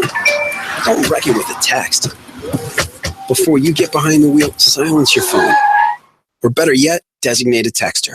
For more text-free driving tips, visit stoptextstoprex.org. Brought to you by the Ad Council and the National Highway Traffic Safety Administration. This message is for all of you sitting in the passenger seat. And apologies if it gets a little uncomfortable. But how does it feel to be at the mercy of someone who thinks a random text is more important than your life? Someone who takes their eyes off the road while speeding along in a 3-ton hunk of steel. Freaky, right? Well, why not just ask them to stop? Or better yet, volunteer to text for them. It might be a little awkward. Are you thinking but about getting your believe me- GED diploma? Learn Well, more here at at the GED Pep Talk Center, we've got a number of pep talks that can motivate you. Sometimes things don't always turn out the way you want them to. You know that feeling? People look at you and don't believe in you. You want some gentle encouragement. Then you're on your way to your GED diploma and a better life. But I know you're probably just a little bit nervous. You can find it in yourself to take that first step. You can improve your future. You can do this. I know you can. You need to start pushing yourself. Now get your game face on and take the first step towards a better life. Hurry up. Don't make me repeat myself. Whatever level of motivation you need to get your GED diploma, we've got a pep talk that's right for you. Call 1-877-38-YOUR-GED or visit yourged.org for your pep talk and find free GED classes in your area. GED is a registered trademark of the American Council on Education, brought to you by Dollar General Literacy Foundation and the Ad Council. You are listening to BeExposedRadio.com. Yes. I have no idea. Can't think that far ahead. Yes. So we are back. This is the Artist Exchange Radio Show on BeExposedRadio.com. That you heard is the result of me saying, okay, we're going to talk about your projects. And everyone had to go through, okay, what am I doing? What's happening in my life? What am I this month? So before we jump into your future plans, we got a text from Rain Brody, who is the creative director of Pumpkin Theater, which is one of Baltimore's children's theaters. And the question she texted in was, I work with theater for very young children. We have found that encouraging interaction between performer and audience member is a very valuable tool for promoting the values of empathy, listening, and all sorts of communication.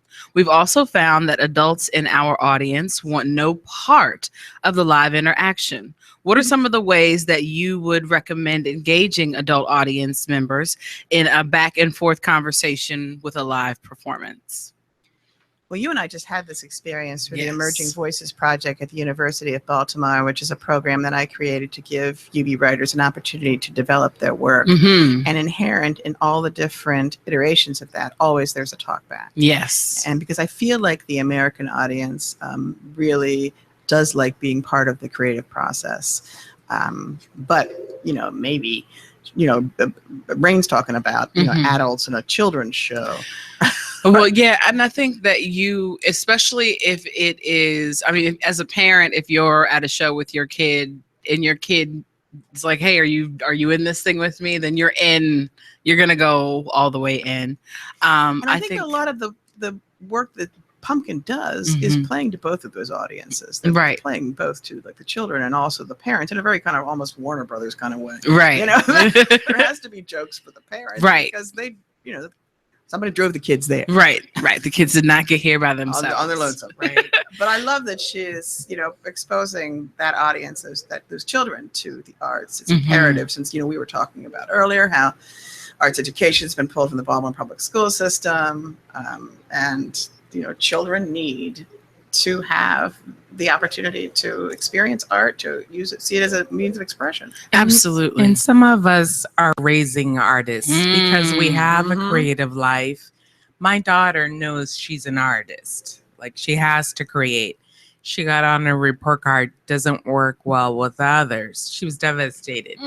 I said, my darling, you are an artist. You are not supposed to work well with others. And so mama's not upset. This is the mark you're supposed to get because of who you are. And so some of us are rating creatives. Some of us are just escaping to theater to have our child engaged while we can detach for a minute. So I think that might be the conflict. One of the studies that they actually have shown is that theater develops empathy. Yes. Period. And period. The end. boom, but particularly when you are actively involved in it, because it is a group effort. And so you have to rely upon each other. And a lot of times rules of improvisation are used to teach leadership, because that is that rule of improv at the core of it, that yes, comma, and that I'm going to take what you're giving me, and we're back to that partnership conversation. Right. You're going to take what you give me, and then I'm going to add to it. I'm going to build beyond it. I am not going to say no to anything that you were putting out. Yeah. Yeah. I had a class in high school called SALAD, Speaking, Active Listening, and Dramatics. And it was everything. We had how to speak, how to do a speech. We had how to act, improvise, how to work together as a team.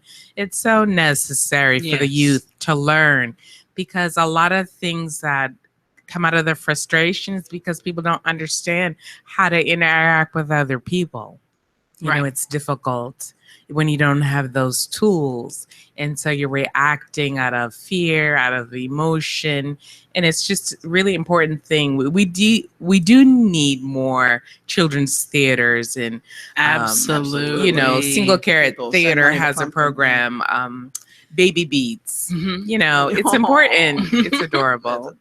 That is totally adorable. And you can come and bring your kids, and they can be crazy and listen to music. Yes, I need to get on that, because my son is, God bless his soul, he has 2 actor parents. That's all I can say. He Poor thing. doesn't know what to do with it half the time. Let us pray. Yes. He's just so much. You take him someplace where everybody is so much, and he'll understand it's They okay. start out with so much creative energy, and the society just puts the blinders on them. And then they actually want to, in that performance monologue class I was talking about, I've asked them to tell me a story about yourself. Oh, I don't have a story. Like, oh yeah. Yeah, you do. I would never stop talking. I'd have to have a podcast for 52 weeks to get my story out. I'm like, dude, do you ride the bus? Right. And You he's got like, a story. Yeah, I'm like, you have a story. Yes, you do. Have you ridden the 13? Have you ridden the 13? The 13, the 5, and the 3. Oh, the 5, because it goes from one end of the city to the other, is one of my favorite buses. But the 13 is the most dangerous. Really? Yeah. There we go. Do you have a weapon? Then you can ride this bus. Then you can ride this bus. We're a little bit back. I'm sorry. Go ahead. No. Oh, I was just going to say that we can go ahead and talk about your projects, but please I finish was your just going to statement. mention Devise Theater, but I didn't know how much time we had in this segment. Well, we've got 10 minutes left.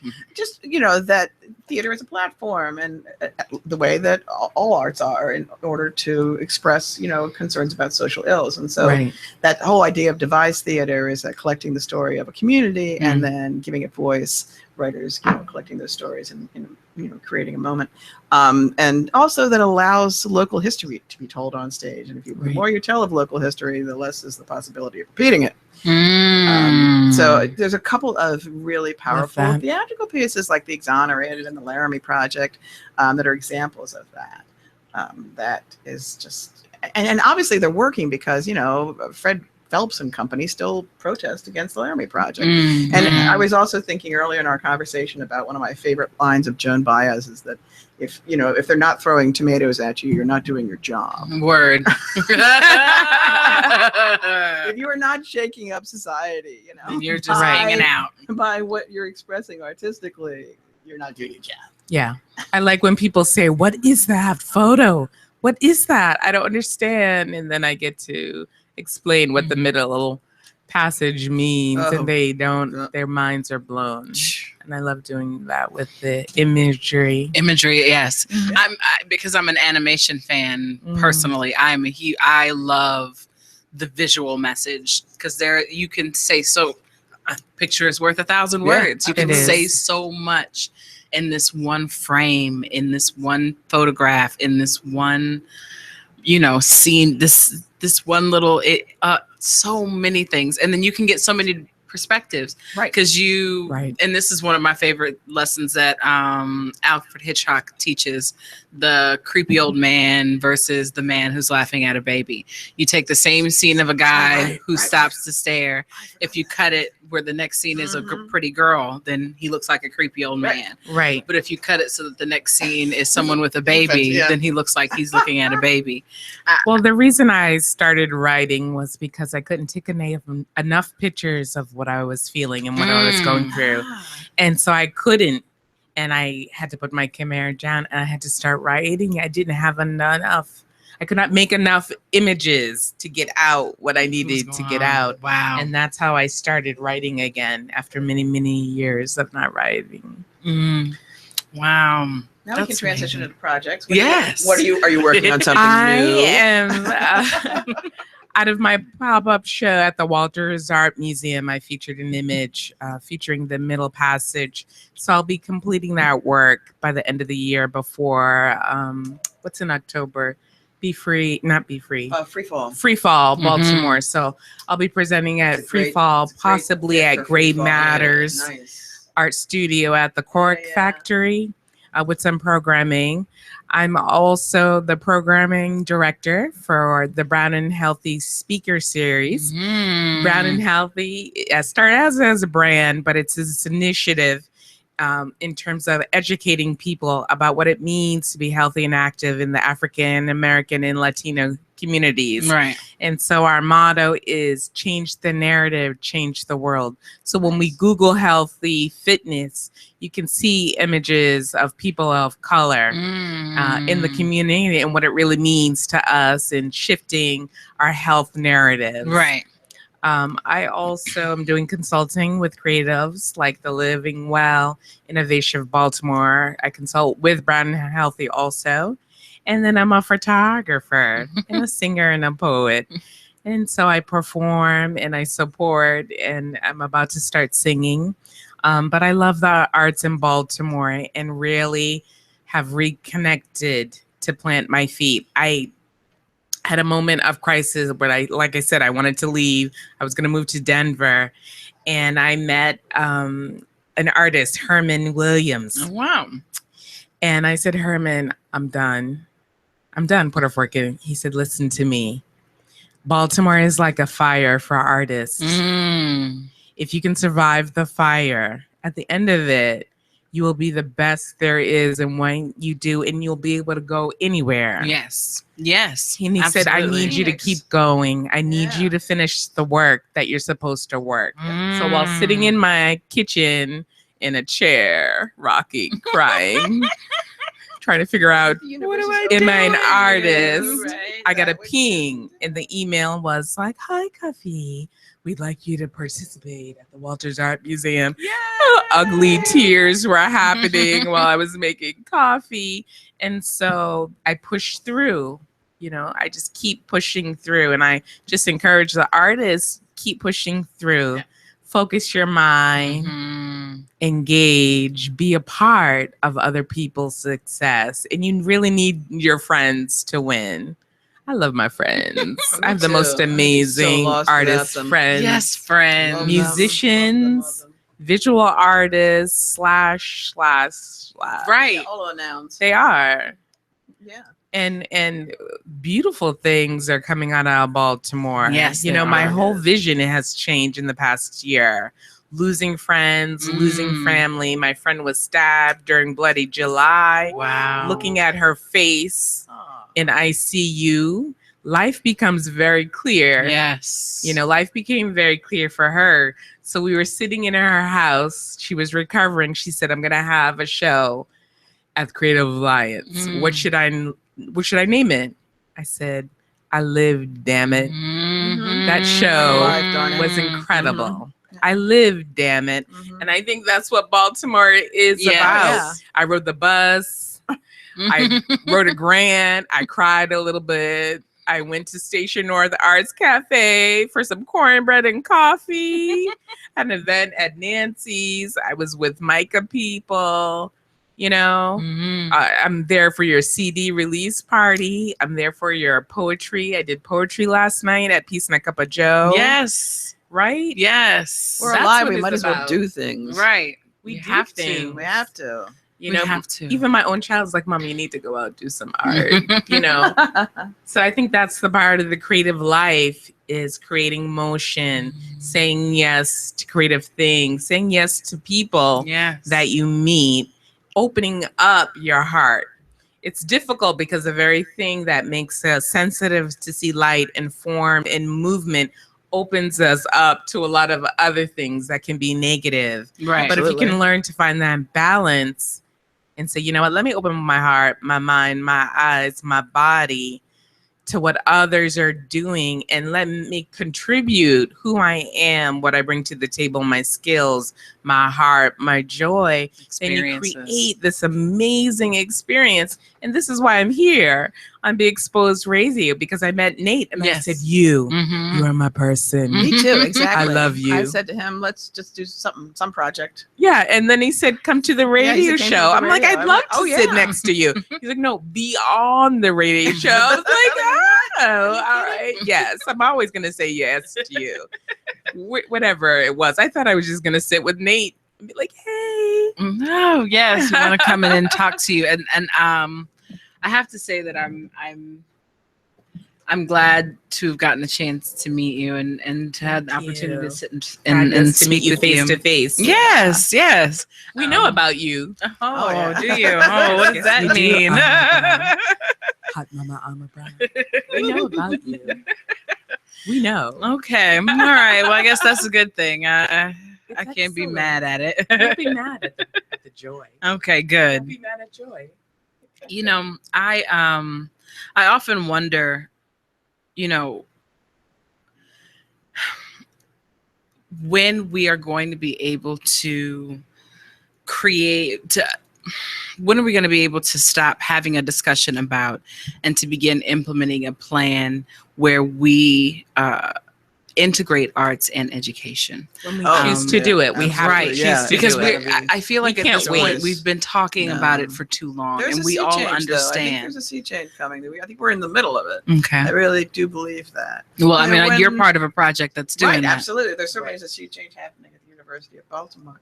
But I think also there's a reconsideration of it within the school system as Mhm. well, because they're seeing what the absence of it has done. Mhm. The thing that it did create then, of course. Oh, was- right. Okay. Sorry. We'll continue when we come back. We're going to take a quick break. This is the Artist Exchange Radio Show on BeExposedRadio.com. You can join the conversation at 410-702-5657 or text us 443-642-9403. Yes.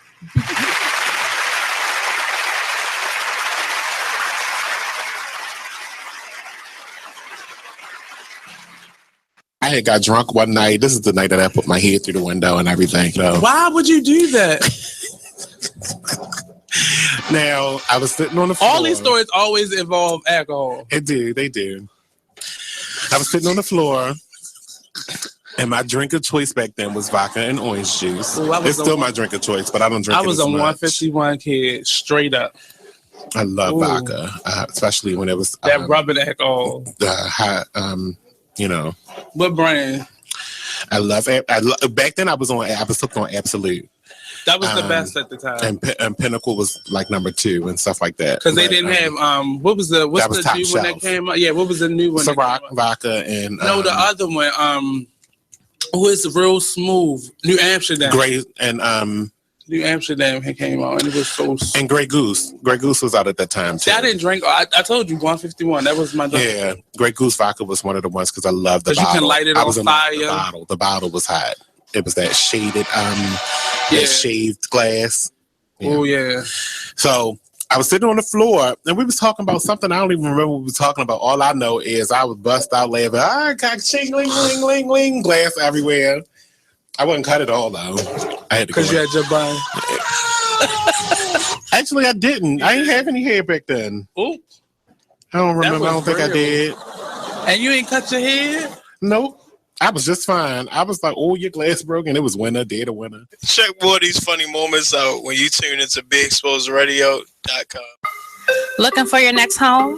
Kemp & Associates is a full-service real estate and property management company that's been serving the community for 18 years with due diligence. They have 2 locations and 27 agents to serve the Central Maryland area. Call for your residential needs at 410-580-0606, located at 1328 Ricestown Road, Suite B, and 5248 Ricestown Road, Unit 2. Meet them online at www.baltimorehomesource.org. Kemp & Associates, your home specialist. Don't make a move without us. Check out this flashback. Oh, you like a prostitute or something? Like you can't. No. I was always in sales. Like I've been in sales since I was like 14, and I could sell anything. You know, I could sell salt to a snail. I could sell ice to a polar bear. So it's like, you know, He was working. Yeah, I was working. Okay, I was working. Gotcha. Yeah, Gotcha. So I was in sales. Sold cars and sold this and sold that, and I feel you. My biggest thing was, like I said, I never been done with the whole, you know, giving your money to people that's already rich. Mm-hmm. You know what I'm talking about? And I feel that as an entrepreneur, you know, when you see like black businesses, Latino business, because I grew up in Texas, so I grew up around blacks and Latinos, and just support your community, support everybody. You know, I will support everybody's community, support the world. Artist Exchange. The Artist Exchange. The Artist Exchange. The Artist Exchange. The Artist Exchange. Artist Exchange Live. The Artist Exchange. The Artist Exchange. The Artist Exchange. Starts now. Welcome back to the Artist Exchange Radio Show on BeExposedRadio.com. This has been a wonderful conversation. We can't believe 2 hours has gone by so quick. Feasible. It's not possible. So, in this last segment, before we talk about our final subjects and get out our last words, I'm going to give Kimberly an opportunity to talk about her projects. Upcoming is a continuation of the Emerging Voices Project at the University of Baltimore, and we're going to kick off the Baltimore Playwrights Festival summer season with a reading next June 11th. Okay. It's Saturday, yeah. And then have a gap of time and where the playwright is going to make some adjustments and then return to reading it on the 24th.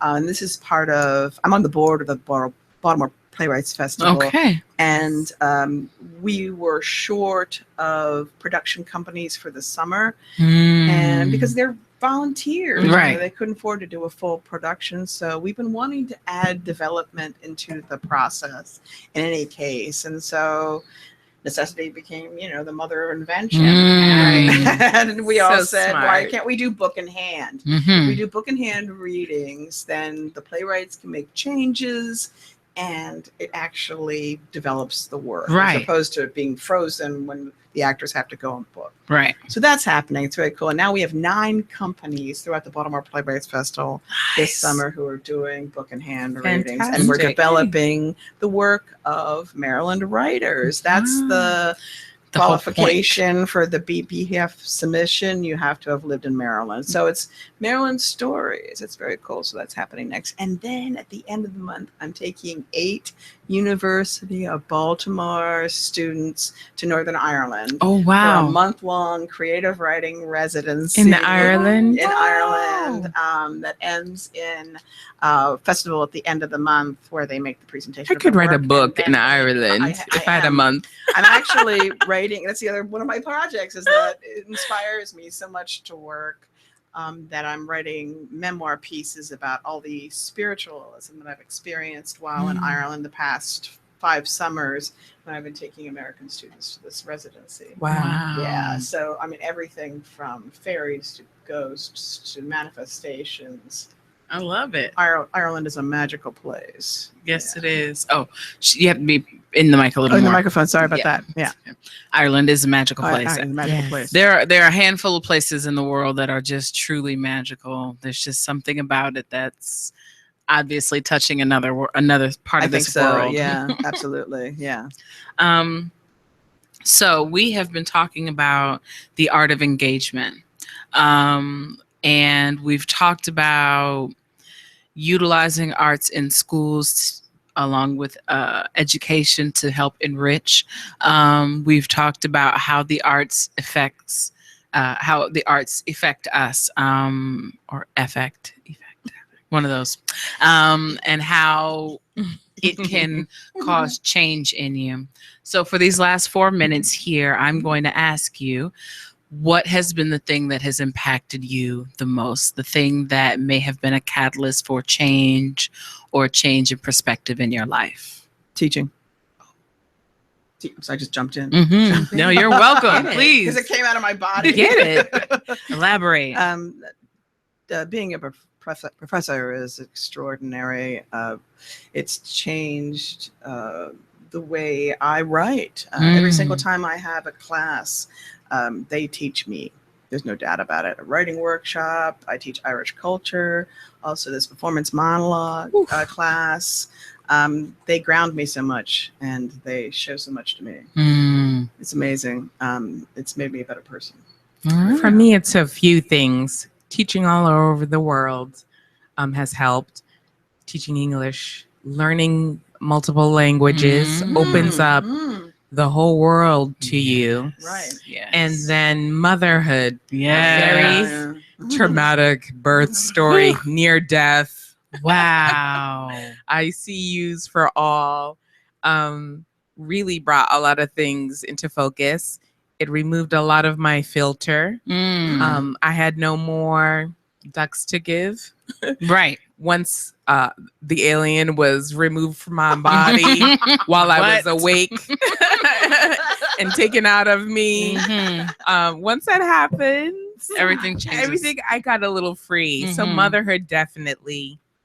Caregiving, learning languages opens up a lot of worlds to you. Yeah. And then really having people in my life who never allowed me to quit. I was pushed through TEFL school to teach English as a foreign language. I was dragged. My girlfriend is like, you must take photos. Register your business and get to work. Nice. I've had people say, here's money, open up a studio. Wow.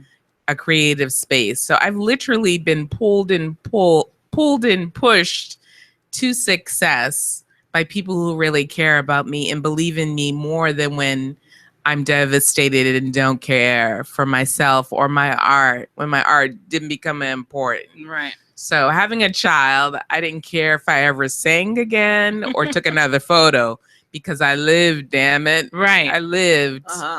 You know, people ask me, did you have a natural childbirth? I said, yes, I lived. She lived naturally. Thank you for asking. I survived. Amen. She lived. And so for me, having this creative being who's a reflection of me and then completely her own person really forces you to focus on what's important, what's necessary. I always say to people, tell me the important thing first. Nice. Tell me what matters first. And so I've really, as I'm getting older, in past 40, I realized, you know what? I need the important things, whether it's sitting on the porch, having Thai food by candlelight by myself, or having gathering of people and gathering people and loving and creating creative things, you know? Yeah, give back to your community. Okay. All right. Thank you so much, ladies. Those words of wisdom were amazing, Thank and we you will take them for with having us. us. Fantastic Everybody out there in the afternoon. audience, please go experience the art. Yes. Don't forget, June 11th is the next open house, and you will hear our voices one more time, or the next time, Friday at 7. Have a wonderful weekend. Thank you. Have a blessed weekend.